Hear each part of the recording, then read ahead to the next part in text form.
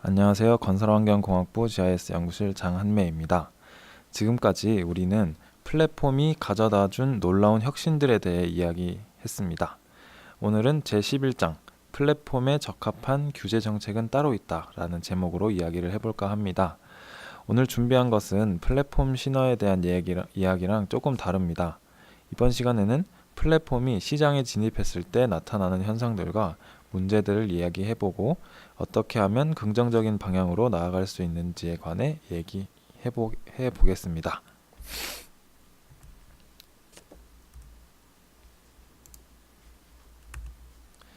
먼저 플랫폼이 새로운 시장 구조를 창조한 것은 사실이지만 사람들에게 긍정적인 영향만 주는 것은 아닙니다. 2014년 에어비앤비는 기업 이미지를 위해서 뉴욕시에 광고를 냈습니다.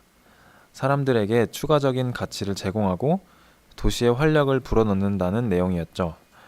그렇지만 이 서비스 때문에 피해를 본 사람들은 이 광고를 그다지 좋아하지 않았습니다. 실제로 에어비앤비는 소음 문제, 청결 문제, 범죄, 치안 문제들을 발생시키는 주 요인 중 하나였습니다.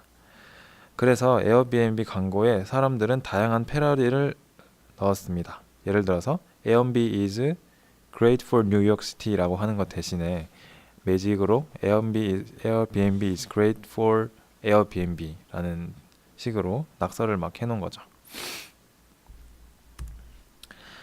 앞선 슬라이드에서 에어비앤비의 사례를 보셨듯이 플랫폼이 시장에 계속 등장하면서 새로운 문제들이 발생하였고 이를 해결하기 위한 규제들이 필요하게 되었습니다. 플랫폼 서비스들은 기존의 전통적 산업의 형태와는 조금 다르기 때문에 일반적인 규제의 패러다임과는 완전히 다른 규제가 요구됩니다. 사람들은 문제 해결을 빠르게 변화하는 시장에 맡겨야 한다는 자유방임주의와 폐해를 막고 공정 경쟁을 도모하여 법치주의를 존중해야 한다는 주장으로 나뉘게 되었습니다. 따라서 정책 결정자, 법률학자, 비즈니스 단체들은 플랫폼이 어떤 것인지 정확하게 파악을 하고 플랫폼이 주택가격, 조세, 공공안전, 프라이버시 등에 미치는 영향을 폭넓게 생각해야 할 것입니다.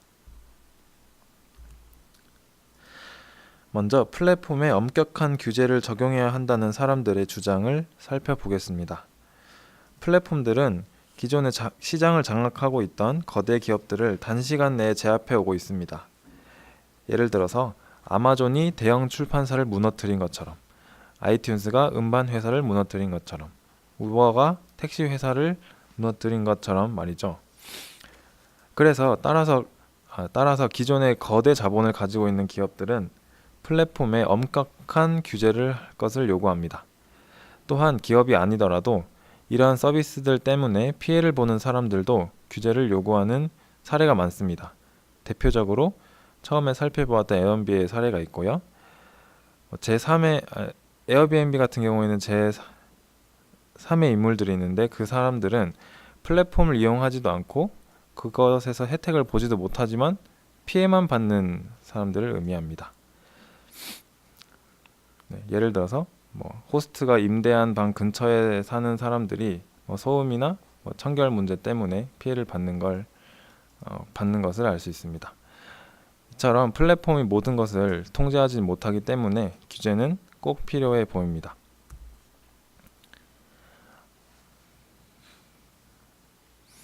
물론 플랫폼이 가져다주는 엄청난 이점들도 분명히 존재하기는 합니다. 에어비앤비의 경우 관광을 활성화하고 우버가 출연한 뒤에는 음주운전 사망자가 감소되었다는 통계가 있습니다. 하지만 이런 것들은 정량화하는 것이 매우 어렵기 때문에 사실 소비자들이나 정책 기획자들에게 잘 와닿지 않습니다. 그렇지만 플랫폼이 가져다 오는 부정적인 영향들은 매우 잘 느껴집니다. 예를 들어서 몽키 파킹이라는 어플이 있는데요. 이 어플은 빈 주차장을 경매 형식으로 붙여서 공유를 하는 플랫폼입니다. 근데 이 앱을 이용해서 공간을 사재기하거나 너무 터무니없는 가격에 공간이 낙찰되고 하는 경우가 발생합니다. 따라서 정부 당국에서는 이 어플을 불공정 거래를 조장한다고 해서 폐쇄하였습니다. 이 어플은 주차장을 이용해서 공유 경제를 실현하려고 했지만 예를 들어서 피서지의 좋은 자리, 뭐 공공병원의 좋은 침상이나 아니면 공공학교의 좋은 자리 등을 뭐 경매를 붙인다거나 공공경제를 활용할 수 있다는 도덕적인 결함을 제시했다는 데 의의가 있고요. 다양한 사회 문제가 발생될 것이라는 것을 예측할 수 있었습니다. 업워크라는 서비스를 보면 이 어플은 유용한 업무 스케줄을 원하는 사람들한테는 제공할 수 있었는데요. 정규 직원으로서 복지 혜택이라든지 근로자를 보호하는 다양한 장치들을 전혀 누릴 수 없다는 측면에서 근로자를 보호하지 못한다는 비판을 받았습니다. 그리고 기업 입장에서는 매우 유리하고 이득을 많이 챙겨갈 수 있기 때문에 이 업워크에도 다양한 제재가 필요하다는 목소리가 나오고 있습니다. 이처럼 플랫폼이 발생시키는 문제들 때문에 규제를 가해야 하는 이유는 매우 정당해 보이긴 합니다. 하지만 앞서 설명했던 것과는 다르게 플랫폼에게 규제를 무작정 가하는 것은 적절하지 않다는 의견도 물론 존재합니다. 로날드 코스라는 사람과 조지 스티글러라는 사람은 자유방임주의 정부가 무능하거나 부패하기 쉽기 때문에 효과적인 규제를 하기 힘들다고 주장합니다. 이 사람들은 규제 포획이라는 개념을 이용하는데요. 규제 포획이란 규제가 혁신을 방해하고 이익 집단의 도구로 전락한다는 것입니다. 예를 들어서 면허를 발급해서 그 시장에 함부로 진입하지 못하게 한다거나 신규 기업들이 새로운 시장에 진입하지 못하게 한다거나 아니면 수입을 반드시 일정 퍼센트 이상 해야 된다고 주장하는 그런 제도들도 규제 포획에 해당한다고 할 수 있습니다. 또 규제를 만들기 위해서는 전문가나 기업인 같은 사람들의 도움을 받아야 되는데 이 사람들이 정책에 직접 참여를 하게 되면 공공의 이익이 아니라 본인들의 이익을 위해서 힘쓸 것이기 때문에 오히려 좋지 않다고 주장합니다. 따라서 규제가 없어지면 경제와 사회 전체가 효율적으로 변할 것이며 공유 경제가 발달하면 대중에게 자본에 대한 주도권이 생기기 때문에 결국에 시민들이 혜택을 볼 것이라고 하였습니다. 이렇게 보면 규제 반대자들의 주장도 꽤 그럴듯해 보입니다. 마지막으로 안드레이 슐라이퍼라는 사람의 주장을 보겠습니다. 이 사람은 부패한 국가와 청렴한 국가의 차이를 설명하면서 청렴한 국가에서는 규제가 분명히 존재하지만 동시에 혁신도 가능하다라고 하였습니다.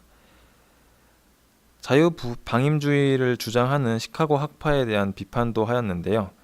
시카고 학파는 시장에서 발생하는 문제들을 소송을 통해서 해결할 수 있다라고 주장하였는데 슐라이퍼에 의하면 시카고 학파의 주장은 결국에 정직한 사법부를 가정해야 하는 것이기 때문에 사법부가 부패해버리면 아무 의미가 없어진다고 하였습니다. 결국에 청렴한 시스템이야말로 해법이다라고 말하고 있습니다.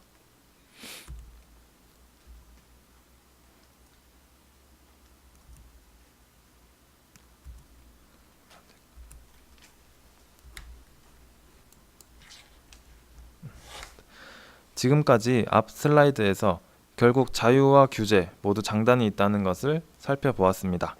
실제로 규제 철폐는 국가적으로 매우 중요한 이슈이고 현재 규제를 시행하지 않고 있는 국가는 거의 없습니다. 따라서 규제를 하는 것은 당연한 사실이고 어떻게 규제를 할 것인지가 더 중요합니다. 시메온 장코프라는 학자가 있었는데요. 이 학자는 규제의 단계를 4단계로 분류하였습니다. 사적 규제, 독립적인 판결, 국가 공무원의 규제, 사회주의라는 4단계가 존재하고요. 왼쪽에 Y축을 보시면 무질서라고 표시가 되어 있고 오른쪽에 X축을 보시면 독재라고 표시가 되어 있습니다. 결국에 오른쪽으로 갈수록 규제의 정도가 심하다는 것을 알 수 있고요. 시장이 진흙탕처럼 변하지 않으면서 또 너무 획일적으로 통제되지도 않는 중간 지점에서 가장 효율적인 시장 상태가 존재한다라고 하였습니다. 이 상태의 규제를 만들어야 한다라는 의미로 볼 수 있습니다. 네, 지금까지는 규제에 대한 얘기를 했다면 이제 이 슬라이드부터는 플랫폼 산업의 특색에 맞는 규제를 7가지 알아보겠습니다. 플랫폼 산업은 매우 최근에서야 발전이 되기 시작했기 때문에 기존의 산업과 큰 차이가 있고요. 따라서 그 차이를 잘 반영하여 규제를 구성하는 것이 중요하다고 할 수 있겠습니다. 첫 번째로 플랫폼 접근에 관한 규제입니다. 플랫폼 기업은 네트워크 효과를 누리면서 성공을 했기 때문에 성공한 다음에는 후발주자들을 네트워크 선점한 이점을 바탕으로 쳐내면서 스스로를 보호하는 경향이 있습니다. 이것을 과잉관성이라고 부르며 현대 시장에서 독과점과 비슷한 개념으로 이해하시면 됩니다. 두 번째로는 공정 가격에 대한 규제입니다. 기존의 철강이나 석유 산업 등에서 거대 기업이 매우 저렴한 제품 가격을 유지하면서 후발주자들을 버티지 못하게 해서 시장에서 내쫓는 경우가 많았습니다. 그 다음에 독점을 달성하는 거죠. 근데 플랫폼 산업의 경우에는 반드시 이런 약탈적 행위가 아니더라도 서비스 모델의 특성상 양면 네트워크에 따른 외부 효과를 누리는 경우가 있습니다. 여기서 양면 네트워크란 한쪽 사용자에게는 무료로 서비스를 제공하면서 또 다른 쪽 사용자에게 서비스를 제공하면서 발생하는 제3의 효과로 이익을 만드는 것입니다. 그래서 기존의 약탈적 가격에 대한 개념으로 규제를 만든다면 새로운 서비스 모델에 대한 적절한 조치가 아니라고 할 수 있습니다. 그래서 이러한 기업들이 경쟁자가 있든 경쟁자가 없든 같은 서비스 모델을 사용하고 같은 정책을 사용하는지 면밀히 관찰해야 할 것입니다. 그리고 구글이나 아마존 등의 거대 기업이 플랫폼의 영향력을 이용해서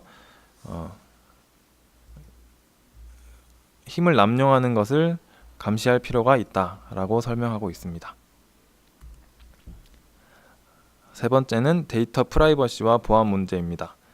빅데이터 시대가 열리면서 상상할 수 없는 양의 데이터들이 쏟아져 나오고 있습니다. 기존의 기업들은 이러한 정보들을 서슴없이 사용하곤 했는데요. 시간이 지나고 평등 신용기회법이 만들어지면서 데이터에 의해 사람을 차별하지 않아야 한다는 규제가 이루어졌습니다. 기존의 기업들은 제품 검색 정보, 여행 정보 등 다양한 정보들을 사용자의 허락을 받지 않고 관행적으로 사용해 왔는데요. 이러한 것들도 규제 대상이긴 합니다. 그런데 정작 사람들은 본인의 정보가 거래된다는 사실에 크게 관심을 두지 않는 경우가 더 많다고 합니다.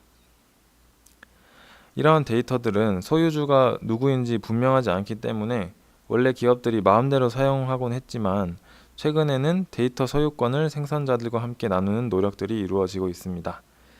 대표적으로 듀퐁이나 몬산토처럼 농업 분야의 대기업들은 작물 생산에 대한 정보를 이용하여 이윤을 만들고 그 이윤을 생산자인 농부들과 함께 나누는 협약을 맺었다고 합니다. 네 번째는 정보자산에 대한 국가의 통제입니다. 다국적 기업들은 다양한 국가에서 사업을 확장하려고 합니다. 이때 국가 간 데이터 이동이나 자산 이동이 불가능하다면 네트워크 효과가 중요한 플랫폼 기업의 특성상 경쟁력이 매우 악화되곤 합니다. 유럽의 경우 데이터 민족주의라고 부를 만큼 규제가 많고 미국의 경우 느슨한 규제를 적용한다고 알려져 있는데 이는 결국 IT 혁신의 수준 차이를 야기했다고 저자는 설명하고 있습니다. 다섯 번째로 조세 정책에 관한 문제가 있습니다. 플랫폼에 의해 이득을 보는 사람을 정의하는 것은 매우 복잡한 문제입니다. 아마존의 경우 주법을 악용해서 세금을 고의로 체납하거나 주별로 경쟁을 붙여서 더 낮은 세율을 적용해주는 곳에 물류창고를 짓는 경우도 있습니다. 업워크의 경우 플랫폼이 성공하면서 기존의 인력 시장에 종사하던 사람들이 몰락하고 결국에 그 주에 조세액이 감소되는 결과를 야기했다고 합니다. 여섯 번째로 노동에 관한 문제입니다. 우버나 메케니컬 터크 같은 기업들은 사실 고용주 입장에서 유리한 면이 많습니다. 노동자를 전부 계약직으로 채용해도 되고 외적인 부담을 질 필요도 없습니다. 그렇기 때문에 정부는 조세에 어려움을 겪기도 하고 노동에 대한 질을 유지하기도 어렵기 때문에 사람들에게 욕을 먹는 경우도 있습니다. 마지막으로 정보의 조작을 가하는 경우입니다. 아마존의 사례를 보면 아세트 출판그룹에게 압력을 넣기 위해서 주문 버튼을 웹페이지에서 제거해버리는 경우가 있었습니다. 또 페이스북의 사례를 보면 뉴스피드를 조작해서 여론을 움직이려 한 실험도 있었습니다. 지금까지 볼 수 있듯이 플랫폼은 고유한 특성을 가지고 있으며 기존의 패러다임을 넘어서는 새로운 시각이 필요하다는 것을 알 수 있었습니다. 즉, 규제를 만드는 사람들은 지금까지 살펴본 면들을 충실히 반영해야 할 것입니다. 기존의 규제는 먼저 원래 정보를 가장 많이 가지고 있는 정부가 정보의 불균형을 통해 손해를 보는 소비자들을 보호해주는 역할도 수행하였습니다. 예를 들어서 면허 같은 경우 특정인의 능력을 보장해 주었습니다. 그러나 현재는 정보가 투명한 경우 소비자들이 이를 판단할 수 있으며 따라서 정보의 투명성에 대한 규제만 있다면 시장 내에서 훨씬 더 많은 가치가 생산될 것이라는 것을 알 수 있습니다. 또한 기존에 사용되는 전통적인 표준도 소비자의 판단에 도움을 줄 수 있기 때문에 미래에는 투명성에 대한 보장이 이루어짐과 동시에 기존의 전통적인 표준을 함께 사용하여 규제가 구성되어야 할 것입니다. 사실 규제의 패러다임을 바꾸는 일은 매우 쉽지 않습니다. 엄청난 혁신은 약 50년에 한 번 일어난다고 하는데 이러한 혁신이 발생하면 시간과 비용의 어려움을 극복할 만큼의 이익이 발생하여 많은 변화가 자연스럽게 이루어질 것이라고 저자는 말하고 있습니다. 추가적으로 기업은 이익 추구를 목적으로 하는 집단이기 때문에 정부는 약자인 소비자를 보호할 수 있어야 할 것이며 책에는 헨리 코스키와 토비아스 크레치머가 제안한 전략과 데이비드 에반스가 제시한 두 가지 전략을 소개해 놓았습니다. 먼저 헨리 코스키와 토비아스 크레치머는 네트워크 효과로 인해 독과점이 발생하는 것을 막아야 한다고 하였으며 데이비드 에반스는 플랫폼이 스스로 잘 동작하고 있는지, 외부 효과가 발생하면 이를 잘 대처하는지, 반경쟁 행위를 스스로 막을 수 있는지를 감시하는 3단계 프로세스를 제안하였습니다. 마지막으로 요약하자면 플랫폼은 결국 시장의 혁신을 가져오는 주체라는 것은 분명합니다. 처음에 비디오 테이프를 녹화하는 기술이 나왔을 때 영화사들은 전부 그 기술의 도입을 반대했다고 합니다. 하지만 머지않아서 테이프 대여 시장이 새롭게 열리면서 오히려 반대했던 사람들이 더 큰 돈을 벌었다고 합니다. 따라서 혁신을 기다릴 수 있도록 규제 기관들은 시장 질서를 너무 흐트리지 않는 선에서 기술 변화에 적합하게 법을 적용하고 오래된 관행은 과감하게 버리며 새로운 경제 이론으로 발전을 거듭해 나가야 할 것입니다. 결론적으로 큰 규제를 적용하여 새로운 혁신의 싹을 자르는 경우는 없어야 할 것이라고 저자는 주장하고 있습니다. 이상 발표를 마치겠습니다. 감사합니다.